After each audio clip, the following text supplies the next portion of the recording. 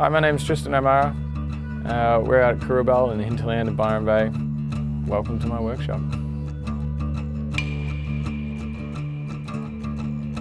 When Didge came into my life, it was a really difficult time for me personally. I was going through a lot of struggles with mental health issues, drug dependency issues, having no home, and I really took off and abandoned my old life and met Didgeridoo. He's a Pitjantjatjara fella, and he really changed my life by introducing this instrument to me and teaching me to play.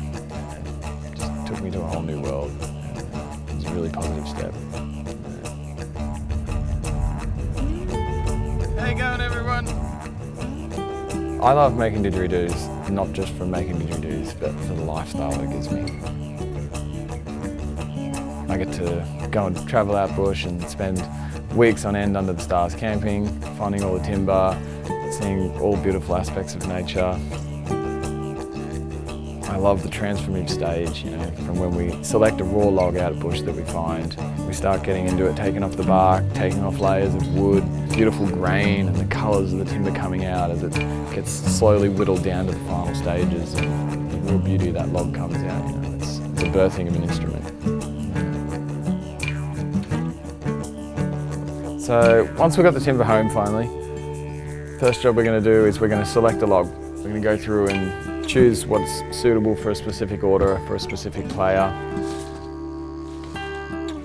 Then once we've got the log, we're going to strip the bark off. We're going to get it back there with the water blaster so we can really reveal some of the natural timber surface. And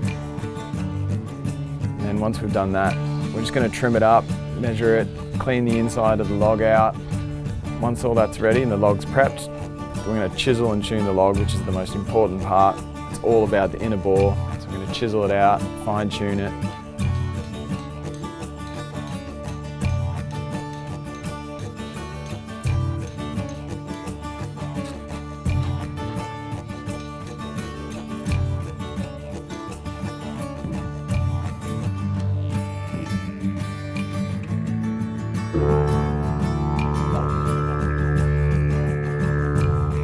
Once that's good and the log's playing really well, then we're going to get out the machetes, the draw knives, and we're going to take off all the meat off the outside. So when it comes to shaping the outside of the log, we start off quite aggressively with the machete, and we're taking off big chunks of meat so we can really get into the log and shape it down to that conical yidaki shape. Once we've taken the bulk of the meat off, we're going to switch blades and just go onto a hand draw knife. And we really just want to take off small bits at a time because things can go wrong really fast with this stage.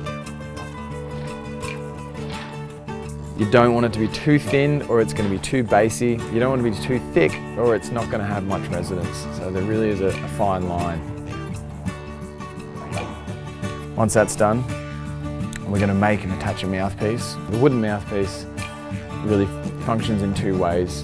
It allows us to have a really comfortable playing mouthpiece. We can get to just the right size. It also has a practical side, as you don't need to keep readjusting wax. It's not going to fall off or anything like that. And it adds a lot of strength to the didge. It's going to help prevent any sort of cracking on the instrument because eucalyptus is pretty unstable wood. So by adding the bell trim and the mouthpiece on top with a cross grain, it adds a lot of strength to the instrument. And durability is what we want because, let's face it, they're not cheap, so we want it to last. Once that's all dried, then we get the next stage of putting it on the drum sander, final sanding, final shaping, and just really slowly take the wall back to get that nice thickness, really smooth, reveal all the grain.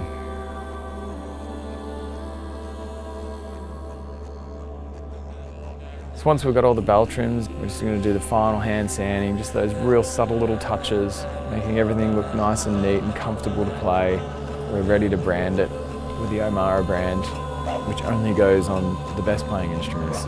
If it doesn't play well enough, then it goes in the fire. From that stage, we've got about another 5 days of sanding, coating, sanding, coating, sanding, coating, etc.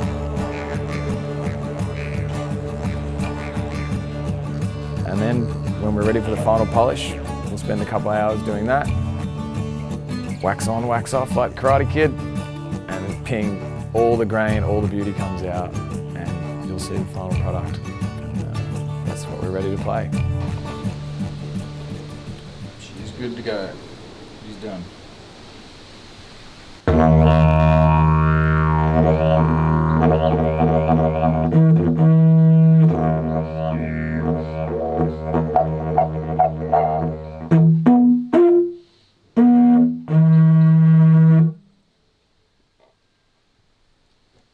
Happy? Happy.